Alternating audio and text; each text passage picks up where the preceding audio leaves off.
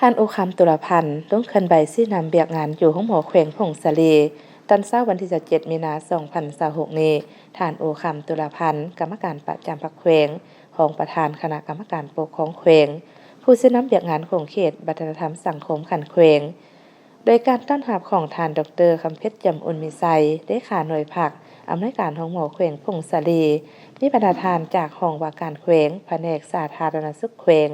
คณะอำนวยการห้องหมอและพนักงานแพทย์หมอเข้าร่วมท่านคำเพชรจำอุลมีไซเลขาหน่วยผักอำนวยการห้องหมอแขวงได้รายงานย่อว่าห้องหมอแขวงมี70เตียงนอนมี18หน่วยงานมีคณะผัก3สหายคณะอำนวยการ3สหายพนักงาน75ท่านหญิง55ท่านในปี2025มาได้กวดเขตนอก24,268เทื่อคนรับเข้านอนในห้องหมอ 2,139 เทื่อคนปิ่นปัวดี 2,111 เทื่อคนเสียชีวิต24คนส่งไปปิ่นปัวบ่มีเงื่อนไข118เทื่อคนพื้นผู้ชีพและพื้นผู้หน้าที่การบำบัด121คนปักเข็มลม345เทื่อคนคนครัวและสิทธิสนยกระดับวิทยาศาสตร์ให้พนักงานส่งพนักงานฝึกอบรมระยะสั้นซักยากันพยาธิ 2,444 คนในโอกาสนี้ท่านโอคำตุลพันธ์กรรมการประจำพรรคแขวงรองประธานคณะกรรมการปกครองแขวงผู้ซี้นำเวียกงานของเขตวัฒนธรรมสังคมขันแขวงได้ยองยอสมเสยต่อผลงานที่ทางหงหมอแขวงญาติมาได้และเน้นหนักให้ป้องกันคนขั้วเสื่อมซึมและกำแน่นเวียกงานของหงหมอแขวงซึ่งเป็นเวียกงานหนึ่งที่ติดพันกับการให้บริการแก่ประชาชนให้หันมติคำสั่งคำแนะนำเป็นแผนงานโครงการกิจกรรม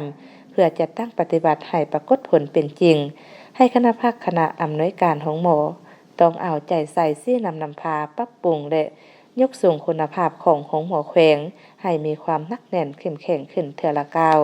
เพิ่มทวีความเอาใจใส่ในการสร้างบำรุงและฝึกอบรมเวียกงานวิชาเฉพาะอันจำเป็นให้แก่พนักงานของหมอแขวงสืบต่อยกสูงความเป็นเจ้าการและความรับผิดชอบต่อหน้าที่วิชาเฉพาะในนามเป็นพนักงานดักแดงพวกเราต้องเป็นแบบอย่างน้ำหน้าในทุกๆด้านเรียกร้องให้ทุกท่านจงปฏิบัติหน้าที่ด้วยความซื่อสัตย์ถูกต้องตามหลักการแพทย์และระเบียบกฎหมายอย่างเข้มงวด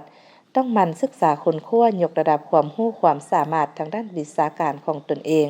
และถ่ายทอดบทเรียนให้แก่พนักงานรุ่นน้อง